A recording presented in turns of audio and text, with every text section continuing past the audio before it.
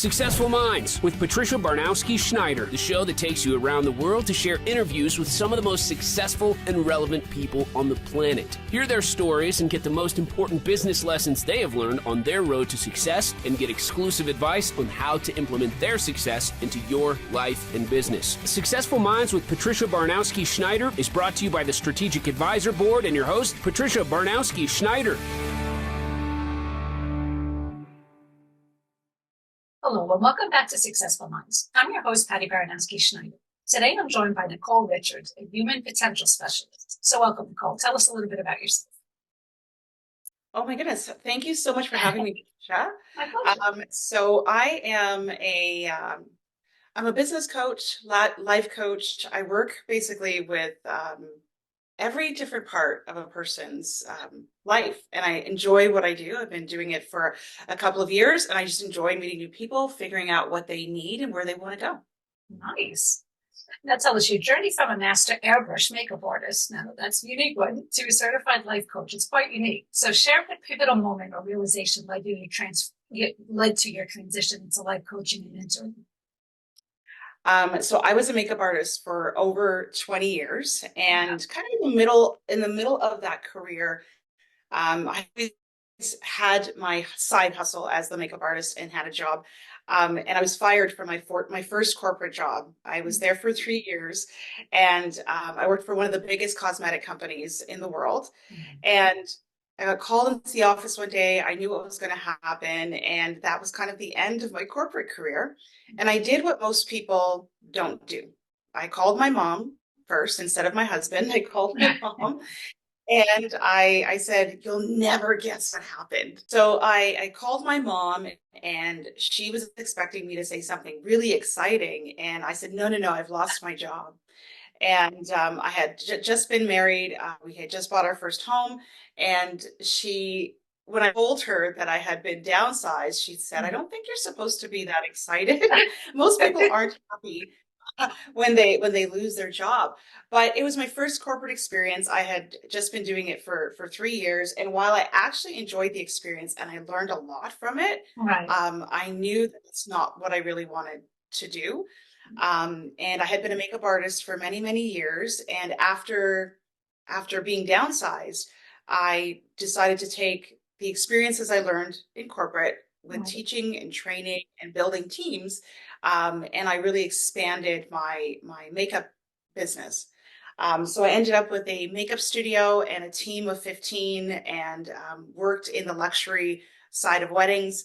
And, the more I did, the more I loved. I worked with fantastic visual creators, photographers, and had great bridal clients. And I would say around like 2018, at the height of my career, my marriage was unraveling and I burnt out. And my hustle to do it all with 2 kids under the age of 7 really caught up with me. And I had to make some changes. And so I would say like that was like that realization of, oh, okay, life is changing. I can't do it all. Actually, one day I also passed out in front of a client because I was I was completely sleep deprived. And so, there's these little moments in life that leave you breadcrumbs to say, hey, you might need to make some changes. And so in 2018, I closed my studio. I slowly shut down my business. I had to finish the bookings that I had. And somewhere in there, I had a few people ask me to coach them. And I thought, okay, this is an interesting concept. I did have a coach. I had a business coach myself. So I was familiar with how that worked. And I really enjoyed being on the other side. I enjoyed being the one to lead people through whatever they were needing to work out. And so I became certified as a coach. And that was kind of the end of my makeup career and the beginning of a new one. Wow, that's pretty impressive, because it is true. The job market, it's so unstable. And I know, like post-COVID, so many people branched out into coaching because, they got laid off or whatever the case may be. And, not everybody is successful at it, so the fact that you have all this experience and you're able to bring it to the table, I think that's pretty impressive. So now your extensive experience in creating business strategy and human behavior, how do you tailor your approach to meet the diverse needs of leaders and entrepreneurs seeking clarity and direction in their lives? Most people in general just want to be understood. Like they want someone to really know who they are. And that could be a little bit of a scary experience with the people that are closest to us. Mhm. We fear being judged by them. And so I think I start every conversation kind of right there, knowing that, and like providing a tailored approach based on the fact that you're you and I me. And my job is I feel it's like to highlight and celebrate and encourage those differences that we have Mhm. between each other. And I help my clients use those differences to their advantage. Mhm. So to answer your question, one of the ways that I do that is to use a personality profile called 16 Personalities. So it's based on the Myers-Briggs platform, and you really learn what makes you tick, what drives you. Like some of these things we already know, but maybe someone has told us it's not okay to act in that way, or we should really be falling in line with how other people do things. But once you really find out what your own unique abilities are and differences are, and then someone else mirrors it to you and says, "Hey, you are great at this and this and this, and look at what your personality profile is telling you." It's almost like you're taking a mirror and showing it to somebody, and they're like, "Oh yeah, that is me," and it is okay to be me. Mhm. And so that is really how I like tailor my approach and help people find clarity to what they're looking for. Nice. I know because I talked to some people and going back many decades ago, we were raised different, where like in my family was kids are seen and not heard, you do as you're told, and you don't have a voice because you don't answer back and blah, blah, blah. And, it gets a little tricky because now you have people who maybe hate a job or they're getting abused in a relationship or at work and they just can't say anything because that's just not, so you're kind of like remolding people to say that it's okay, you have a voice and you're allowed to use it. And if I can't say what I like or what I want to do, it's never going to happen. You're going to be miserable. And people just think sometimes like, back in the day, it was men have to work, living in a house was blah, blah, blah. And you just go through the motion. There's no happiness, no joy. You're just going through the motion of what you were told you had to do. And nowadays people are realizing that I don't have to do it that way. I could do it a different way and still be okay, but people need to be told that, and shown that that's okay. So it's good that there's people like you that are out there giving people that You know, option. there's just going back to what you said about like childhood and the way that we're molded. There are people who are doctors and lawyers, whatever, fill in the blank, and then all of a sudden they're artists. What they like to do. And some people realize their parents have, and like fantastic parents, right? Like our parents absolutely love us and want the best for us. But some people are very much encouraged to go into career paths that they didn't really want to do, but they did that to make their family or teachers or somebody else happy. And then there they are in their mid 40s or their mid 50s going, I don't know what my life is supposed to look like right now and what direction am I supposed to go in. And this is my career, and I'm caught up in my title, and I realize I don't want to do this. And it can be really jarring to wake up like that. Yeah. I mean, but it's nice to know that because years ago people didn't realize there wasn't out, so it's good that you're showing them that. Yeah. Now Mhm. you mentioned the importance of aligning one's values with their unique abilities. So can you elaborate on how you guide individuals in identifying the core values and abilities, and especially when they feel lost or stuck? Yeah. I had to curb my I love deep conversation, right? And so when you meet people, their small talk is the thing that comes up first. But I really like going into deep conversation and figuring out what makes people tick. Because like you, Patricia, like you do this podcast and then you have your PR work. There's so many different ideas that other people come up with and different perspectives. And so I like knowing what people believe and what makes them passionate about life.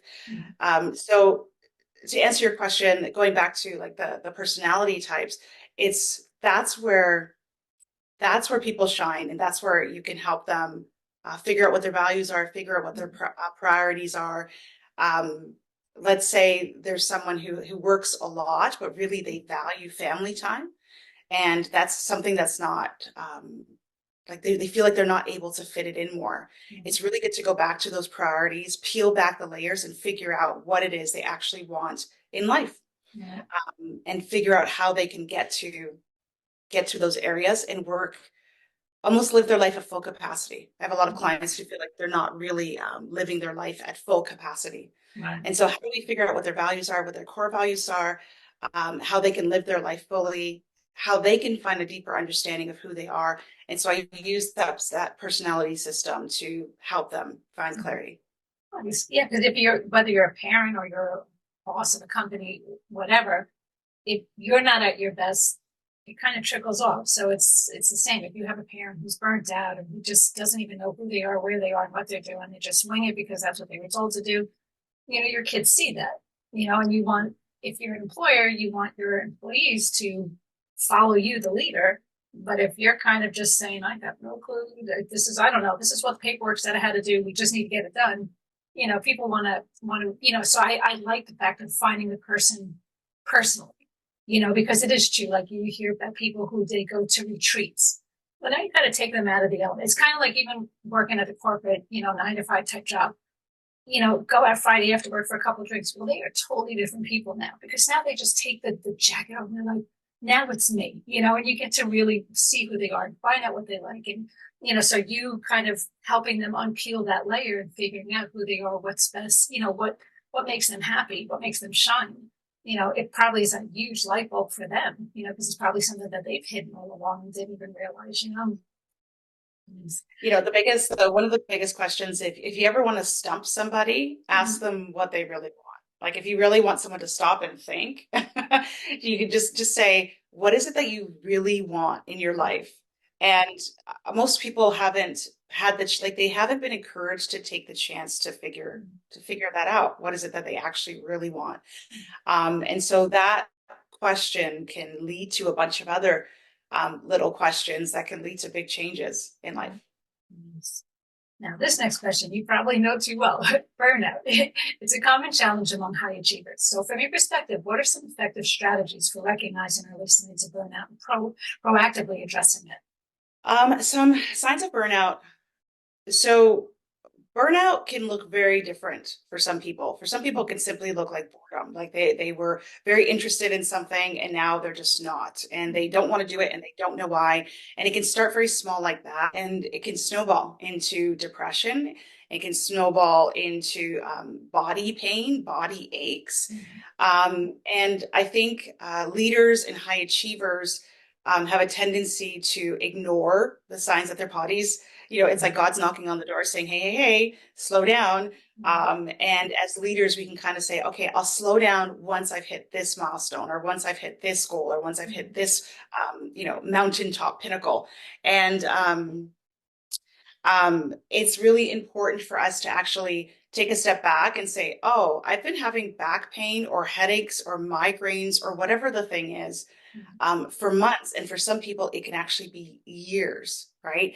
And so taking a look at, again, that question of like, what do I want in life? Slowing down, finding the ways to rest. A lot of people drop the hobbies and things that they used to like to do, so they don't do those things anymore.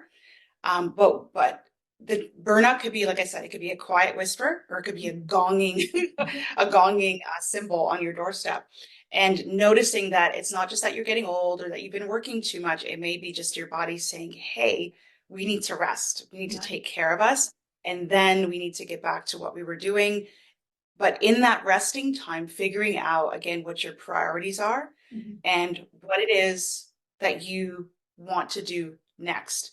When I went through a phase of burnout, for me personally, I just kept going. And so I thought, okay, I'll just shake this off. I didn't take naps a lot, and I just thought I would just keep going. But once I actually literally fell over in front of my client, that for me was a wake-up call. It took a little time to transition and figure out what to do about it, but I was very much awake to the fact that I was sleep deprived, and that I wasn't taking care of myself, and I had to make some changes big time. So to answer your question about proactively addressing it, going back to rest, I'm really big on building a team, and building a team before you need a team. And so what that can look like is having your own business coach, or having a therapist, having a personal trainer, having some sort of mentor, having a spiritual coach of some sort, and building a team so that when life does go awry, you actually have your team around you. And yes, our family loves us and we have friends that are fantastic. But when you have this team that's kind of on the outside and they don't know you as well, they can think a little bit more objectively on steps and strategies to help you from the situation that you're in. Yeah, that's so true. Mentors are huge. And it's funny because I see all this stuff like on social media. And, you know, I know what it was like. I was a single mom of two, working crazy hours, no child support. It's just you always have all this pressure. And it's easy to just keep saying, I don't have the time, I don't have the money. I mean, my case was different, but looking at the social media posts, like it would say, where people would say, I can't afford to eat healthy or organic because it's too expensive. But yet you'd go to KFC, you'd go to, you know, McDonald's, whatever. Or I don't have time to take a course. I don't have time to go to the gym. I don't have time to go watch 2 hours of Netflix. Like you find the time and the money for stupid things, but you should be number one, most important. And it was kind of like a big reality check to people where it's like, oh, I guess I do fall into that category, you know, and it doesn't require like, you know, even with me, you know, you could say I have to work crazy hours. I just don't have time. I have to drive, commute, whatever. But sometimes a beautiful sunny day, step outside for 10 minutes. Just, you know, sit there, let the sun hit you, listen to the birds chirp, whatever the case may be. It doesn't require a lot of time and effort to just kind of recharge yourself and say, okay, let me get back to me. You know, so people can find a way, and sometimes they need somebody to like kind of shake them and say, come on, you can totally do this, you know. So having those connections and, you know, your team, that could be really important to people. And people, again, you know, just have to make themselves the priority. You know, Patricia, it's kind of funny when you're saying like someone on the outside can kind of shake them, but you would be surprised how many people I would, you know, say, well, what do you think about rest? Or what do you think about XYZ? And their response is, oh, my husband always says that. Or my best friend always tells me I should do this. So it's not that they haven't heard what I'm saying before. It's just that sometimes coming from a person that isn't so close, it is again more of that mirror in front of them, and they realize their family or friends or colleagues have been saying it the whole time. Really, everybody can't be wrong. Now, in your work, you emphasize the significance of making meaningful changes for a thriving life. So, can you share a transformative experience from one of your clients that particularly stands out to you? You know, one of the, I think the word that's coming to me is kind of screaming at me is boundaries. When there are, so I work with a lot of small business owners, and they can have anywhere between like 5 to 8 employees. It doesn't really tip beyond that. And usually they have started their business. By the time they get to me, they're actually doing really, really well. But their employees are kind of running the ship. They've given too much leeway, not enough boundaries. And now they've realized their business is growing and they need to make changes, but the employees don't want to make those changes. They don't want to put protocols in place. They don't want to necessarily follow some of the rules that need to be tweaked. And so for an example, I did have a client who had some employees. Again, her business was growing by leaps and bounds. And she realized that she needed to make those changes, but was really scared. She had tried to do it on her own before meeting me, and got, you know, gentle and polite pushback from her employees, but pushback nonetheless. And so that feeling that you don't have full control of your business can be really scary, like really, really scary, because you don't want any of these people to leave, right? They are trained and experienced, and they are kind of running the ship. Yet sometimes if a person does not remember that they are the CEO of their company, they've made friends with their employees, which is not always the best idea. And then they almost take a back seat, and they're no longer operating in a CEO mindset. And so I would say boundaries can be like setting boundaries and keeping them can be one of the most difficult things to overcome. And then one of the biggest transformations out of a person's like life and their business when they feel like, oh, okay, I can say no. And saying no doesn't mean I'm a horrible person. It just means that that doesn't work for me. And putting up those boundaries. It's funny because I'm like that. Like boundaries and the word no are just something that doesn't come easy to me. And I remember I was with these women one time and they made me go through a course with Dr. Henry Cloud and Dr. John Townsend called Boundaries. And that was like the hardest thing that I ever had to do. But, you know, it is true though, because I was someone who never said no. And I'm always here to help everybody, and always put myself last. And that got me into a whole big mess. I won't even get into it, but you know, I was putting myself last because I would never say no to people. And it gets to the point where like, does everybody care about me? Or are they just into whatever it is I'm doing for them? You know, so the boundaries are super important, even just for health wise, but business as well. And it's a tough thing. And you know, I needed somebody to basically call me out on it and say, we're taking this course, you know, because I was like, and it was hard, but it was, you know, it was a big eye opener too. Oh, that's fantastic. That's absolutely fantastic. Yes. Yeah. The book Boundaries by Dr. Henry Cloud is absolutely fantastic. And it was And tough. you would think like when someone says like, what's something that's transformational? Well, yeah, saying no in a way that, you know, respects the other person. You know, I feel like when we say yes to things that we don't want to do and we know may not serve us and we say yes anyway to make the other person happy, it's almost like you take a little chip out of your soul and give it to somebody when they really shouldn't have it. Yeah. Because now you've given a part of yourself that you don't actually want to give. It doesn't work for you. And it's okay to say no, but you're like, oh, but if I say no, they're going to feel, you know, fill in the blank. And I don't feel that our souls are made to be given away like that, little Yeah. chips at a time. We're made to be, you know, willing participants in the things that we do. And that way we are giving to somebody of ourselves, like willingly, versus they're kind of pulling things out of us. And so, yeah, boundaries are really important. Yeah. And even saying no to some people, like I learned again the hard way, I said no to certain people. And no matter what I did for them for years, the minute I said no, I was like, oh, I was the most horrible person in the world. And how dare, you know, that's when you learn like narcissism and things like that. It's kind of like, did you even care about all that I did for you? But you learn basically sometimes you're just being used, you know, and people, again, having not taken that step back, seeing it, you know, it's good that people get to, you know, see that and learn from it. Mm. Yeah. So now how do you incorporate your faith and understanding of God's design for human life into your coaching practice, especially when working with clients from a diverse spiritual backgrounds? You know, we are, you and I are both very people-centered people. And it's very easy to see the potential in other people. And I think I'm wondering if that's why sometimes, like you said, yes, a lot, right? Because you wanted to give and, you know, we enjoy helping other people. And I believe that's how God created us to want to help others. And so as like my fancy title is a human potential specialist. And I really, the only way I can see things is through the lens of opportunity, right? Like I just feel like there's so many possibilities. And there's lots of hidden opportunities in our lives and hidden opportunities in our relationships. And the ability to distill those things down and then decide which way to go, to me, is the hallmark of designing an intentional life. And so there's lots of like biblical precedent around that, like being a good steward of the things that God has given us.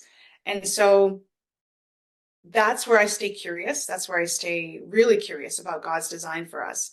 But I am me and you are you, and not everybody believes what I believe. And so I meet people where they're at and try to find out what makes them tick. I'm very big on figuring out how the mind works, how people think, but also from a spiritual perspective,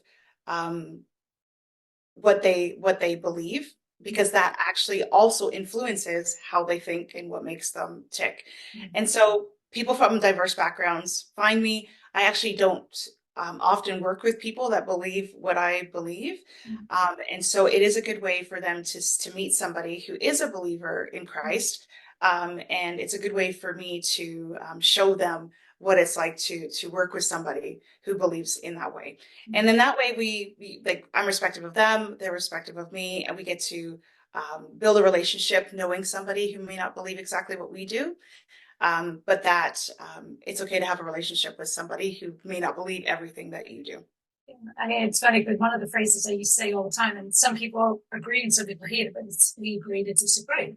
I don't have to agree with how you're doing it. You don't have to agree with mine, but we can still respect each other and still do it. And I think, regardless of the religion, I think at the end of the day, everybody has that one main goal.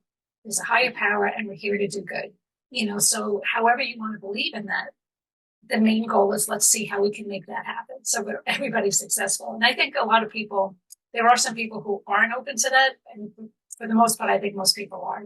Everybody's just here to be happy, do good, and at the end of the day, it's good.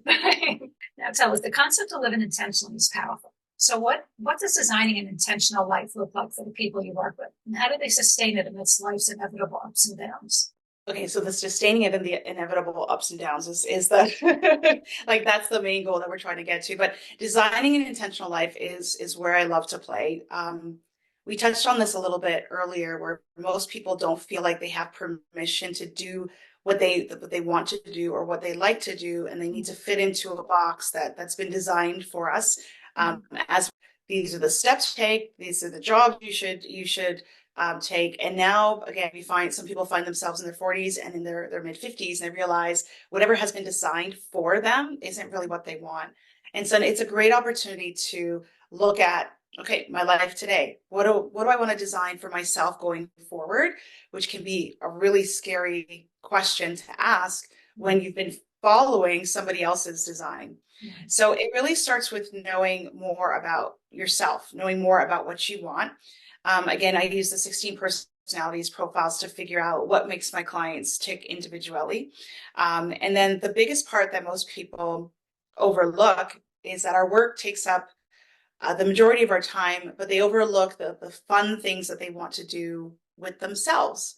Like, what were my hobbies? I may not have any hobbies now. What are the things that I would like to do? What would I like to pursue?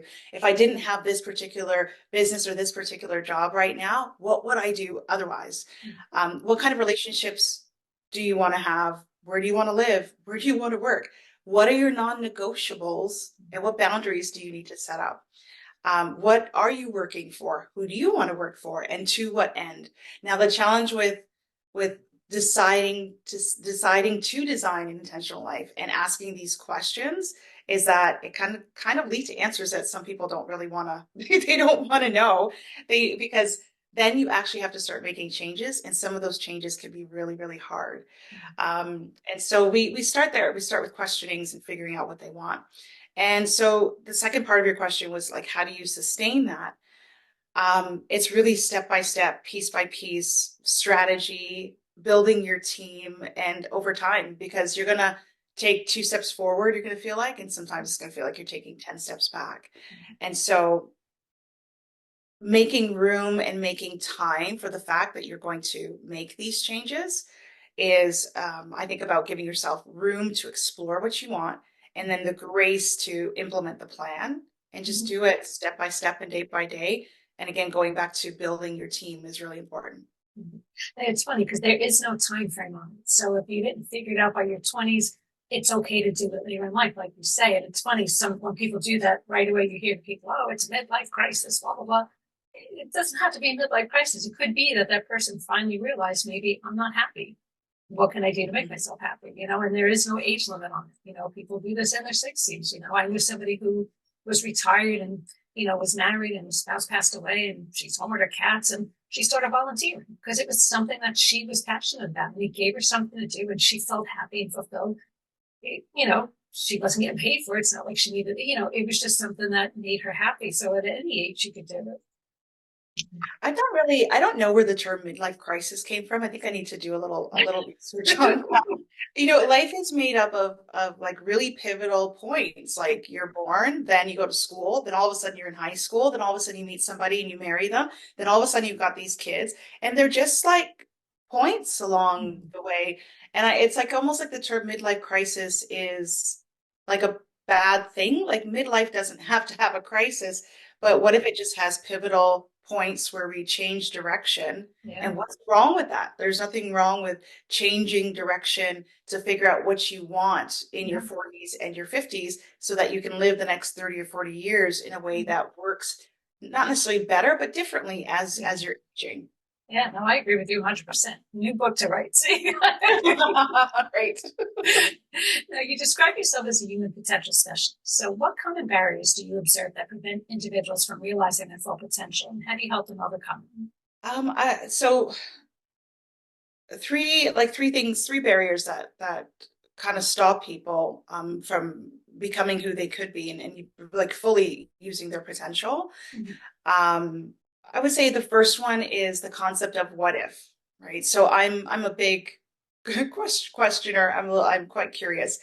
But I would say that most people use the term what if in a way that doesn't serve them. So what if I quit my job and this doesn't work out and everything falls apart?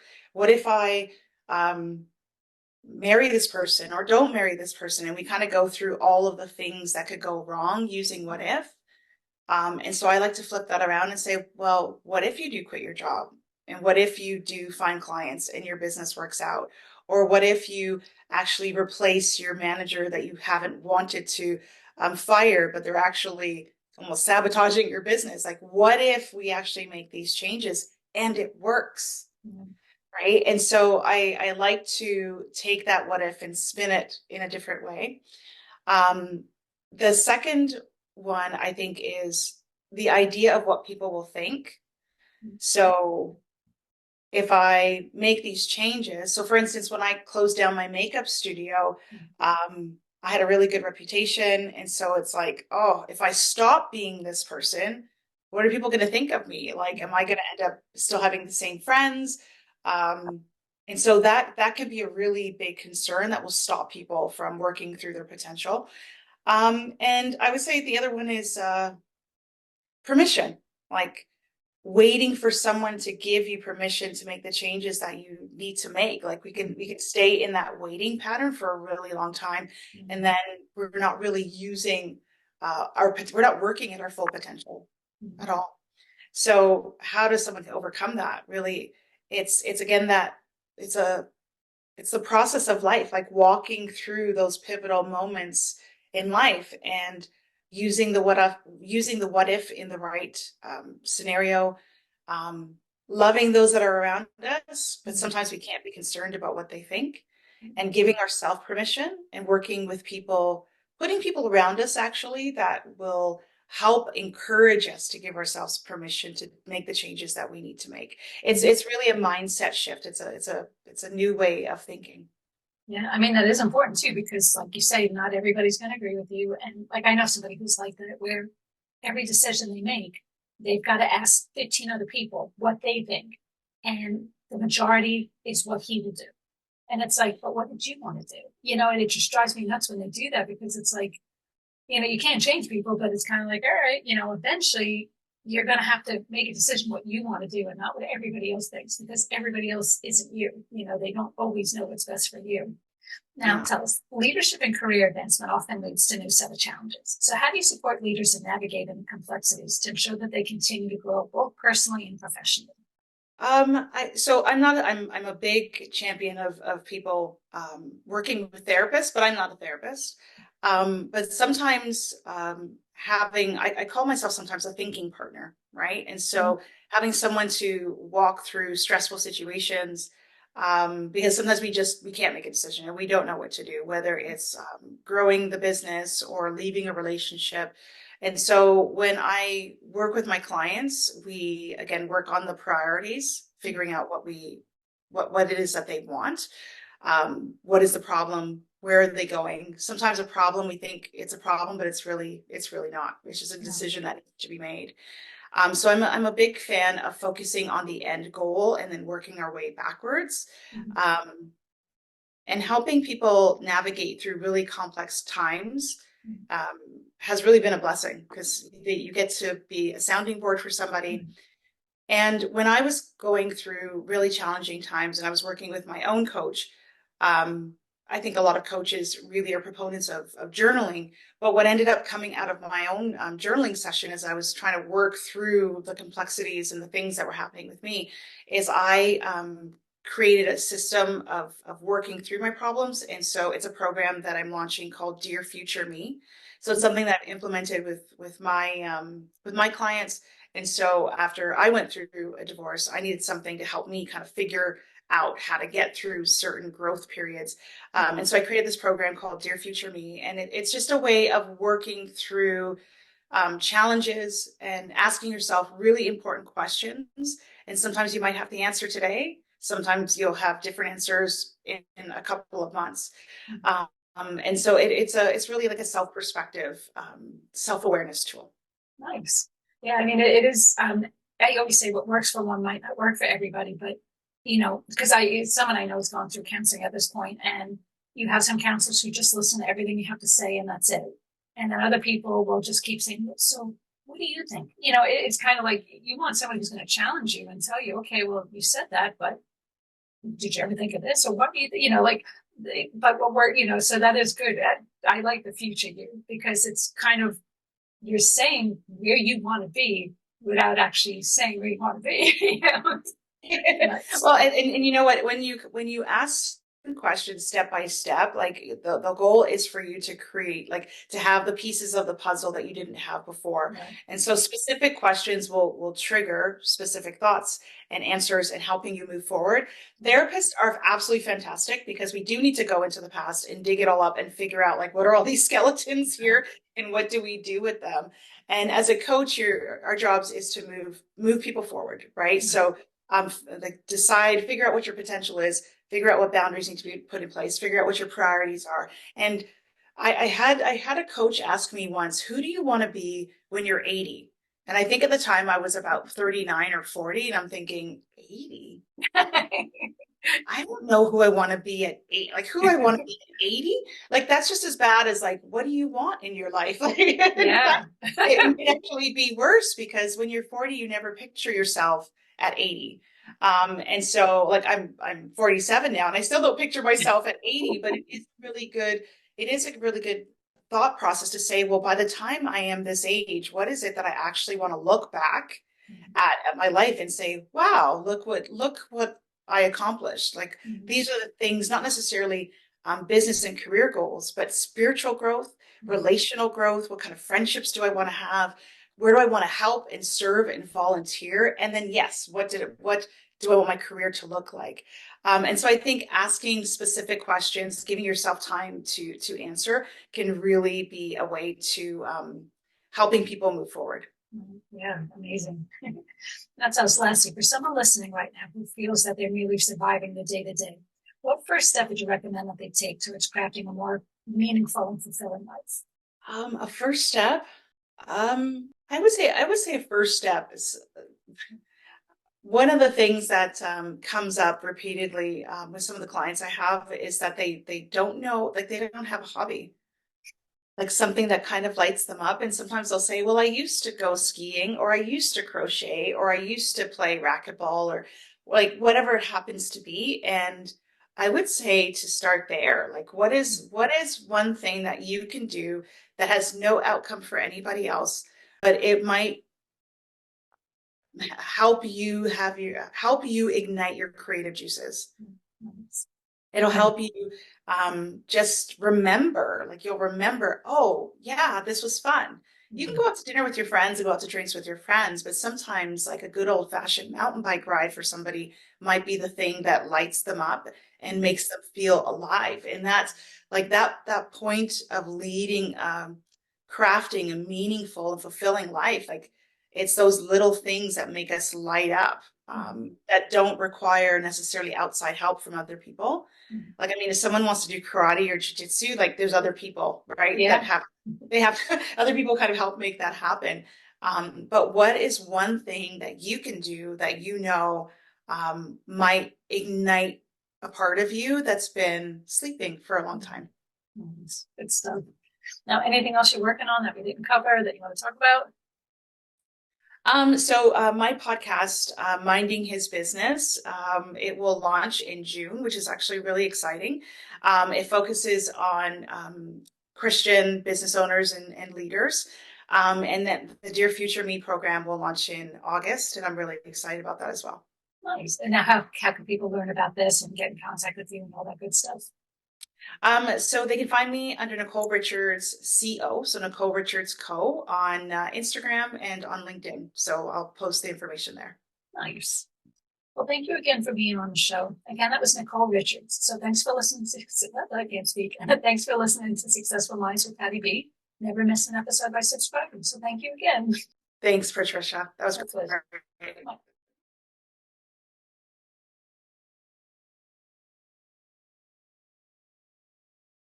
Thank you for listening to Successful Minds with your host, Patricia Baronowski-Schneider. Please leave your feedback and visit strategicadvisorboard.com to get the latest and greatest business advisement on the planet. Follow us on social media for updates, and we'll see you on the next episode.